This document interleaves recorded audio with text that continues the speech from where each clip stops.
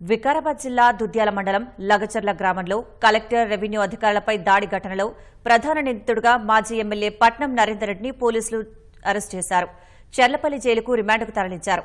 కాగా అతని రిమాండ్ రిపోర్టులో కీలక అంశాలను పోలీసులు పొందుపరిచారు. మాజీ మంత్రి కేటీఆర్ ఆదేశాలతో ప్రభుత్వాన్ని అస్థిరపరిచేందుకు కుట్ర పన్నారని అభియోగం దాఖలు చేశారు. వికారాబాద్ జిల్లా దుద్యాల మండలం లగచర్లలో అధికారులపై జరిగిన దాడి కేసు రాజకీయ మలుపు తిరిగింది. దాడికి కొడంగల్ మాజీ ఎమ్మెల్యే బీఆర్ఎస్ నేత పట్నం నరేందర్ రెడ్డిని సూత్రధారిగా పేర్కొన్న పోలీసులు ఆయన్ను అరెస్టు చేసి జైలుకు తరలించారు. ప్రభుత్వాన్ని అస్థిరపరచాలంటూ బీఆర్ఎస్ కార్యనిర్వాహక అధ్యక్షుడు కేటీఆర్ ఇచ్చిన ఆదేశాలతోనే నరేందర్ రెడ్డి కుట్రకు వ్యూహరచన చేశారని, తన అనుచరుడు బోమమోని సురేష్ ను వినియోగించుకుని మిగిలిన నిందితుల్ని రెచ్చగొట్టినట్లు రిమాండ్ రిపోర్టులో పేర్కొన్నారు. హైదరాబాద్ ఫిలింనగర్లోని ఇంటి వద్ద పట్నం నరేందర్ రెడ్డిని బుధవారం ఉదయం 7 గంటలకు అరెస్ట్ చేశారు. అనంతరం పరిగి సీఐ క్యాంపు కార్యాలయానికి తరలించారు. మల్టీజోన్ ఐజీ సత్యనారాయణ ఆధ్వర్యంలో విచారణ అనంతరం Kodangal first class magistrate court 14 రోజుల రిమాండ్ విధించింది. పరిగి ప్రభుత్వాసుపత్రిలో వైద్య పరీక్షలు నిర్వహించిన అనంతరం చర్లపల్లి జైలుకు తరలించారు. విచారణలో భాగంగా కేటీఆర్ పాత్ర గురించి నరేందర్ రెడ్డి వాంగ్మూలం ఇచ్చినట్లు పోలీసులు తమ రిమాండ్ రిపోర్టులో పేర్కొన్నారు. ప్రభుత్వాన్ని అస్థిరపరచాలన్న కేటీఆర్ ఆదేశాల మేరకే సురేష్ పురమాయించారని తెలిపారు.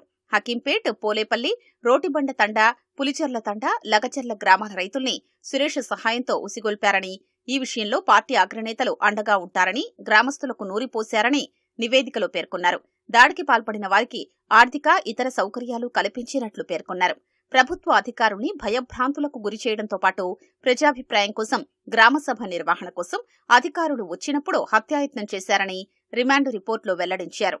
ఇదంతా పక్కా ప్రణాళికతో నరేందర్ రెడ్డి చేయించినట్లుగా రిమాండ్ రిపోర్టులో తెలిపారు. పట్నం నరేందర్ రెడ్డి భోగమోని సురేష్ మధ్య జరిగిన ఫోన్ సంభాషణను విశ్లేషిస్తున్నట్లు తెలిపారు. అందులోని కాల్ డేటా రికార్డును సమగ్రంగా విశ్లేషించేందుకు కోర్టు అనుమతి కోరారు.